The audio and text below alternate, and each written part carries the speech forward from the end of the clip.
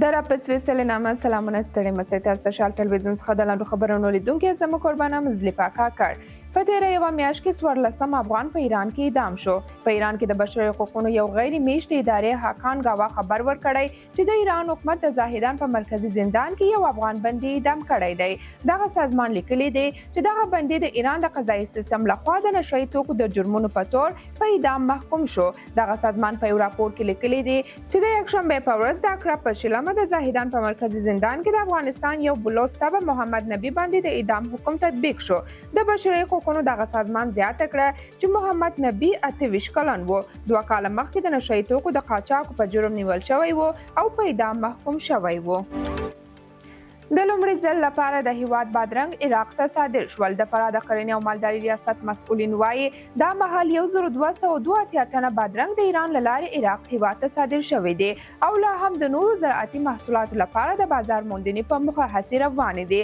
ورته وخت کې د زراعت وزارت ویاند رسنیو ته ویلي دی چې دغه وزارت هڅه کوي د افغانستان د زراعتي محصولاتو لپاره نړیوال بازار پیدا کړي.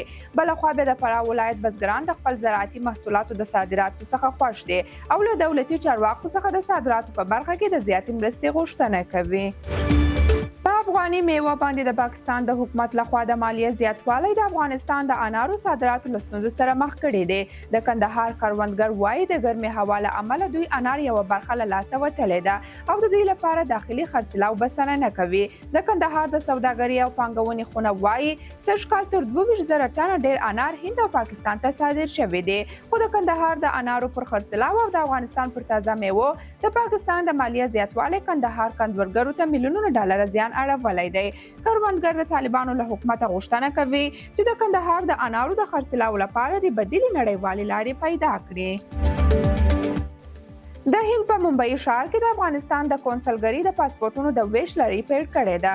په خپره شوې اعلامیه کې ویل شوي دي چې د پاسپورټونو د ویش لړۍ به د دوشنبې په ورځ د اکرا په 21مه پیل شي.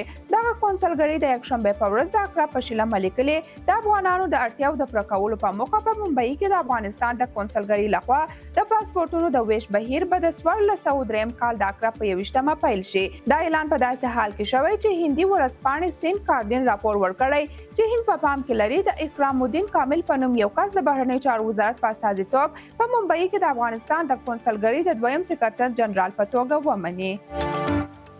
په خوست ولایت کې 2.5 میلیونه ډالرو په ارزښت یو جومات او مدرسې د جوړولو چارې پیل شوې دي.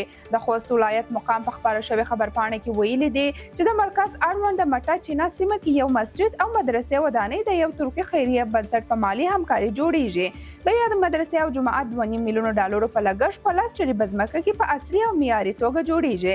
دغه مدرسه د 200 زده کوونکو لپاره رغول کیږي او همداراز مسجد په یو وخت کې د 2000 لمونځ کوونکو ظرفیت لري.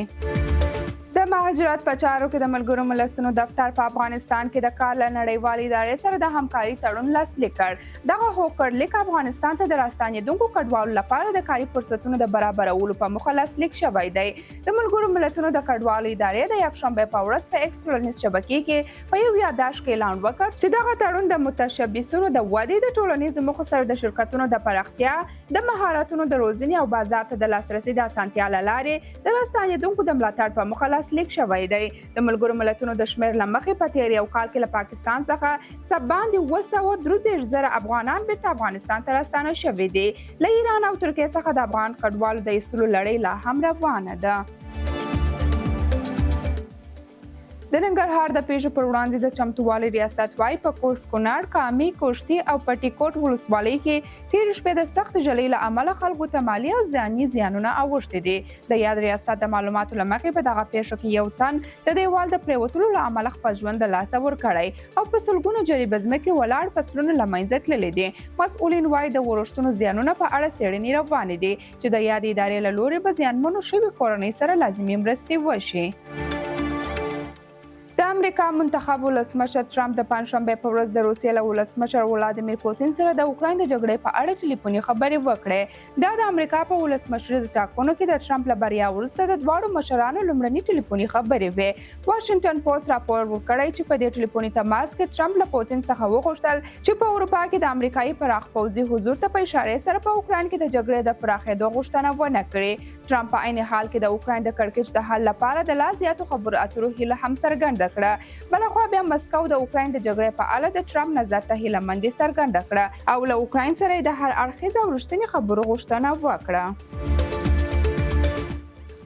د اسرایل لومړي وزیر په تیرو 5 ورځو کې 3 ځله له ټرمپ سره خبرې کړې دي. د اسرایل لومړي وزیر بنیامین نتنیاهو اعلان وکړ چې د امریکا د ولسمشرۍ د ټاکنو له ورځې څخه د دغه هیواد له منتخب ولسمشر ټرمپ سره 3 ځله خبرې کړې دي. د یورشلم پوسټ راپور له مخې نتنیاهو د خپل حکومت له غړو سره په اونیزه غونډه کې د خبرې اترې ښه او خورا مهمې وبللې او ویل چې دواړې خواوې د ایران د اسلامي جمهوریت لخوا د خطرونو په اړه یو نظر دی.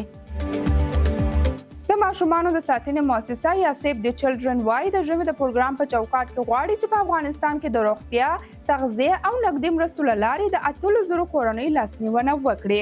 په افغانستان کې دغه بنسټ د بشري چارو مسؤلې په هغه ویډیو کې سیف د چلډرن په خپل ایکس پاڼه پرون خپره کړې و ویلي و چې دا مهال د 16,000 ماشومانو په ګډون یوازې 4,000 کورنۍ سره دغه پروګرام له لارې مرستې کولای شي. درنو لیدونکو دا هم د نن ورځې لاند خبرونه له ملتیا مو مننه تر بیا ښې چارې.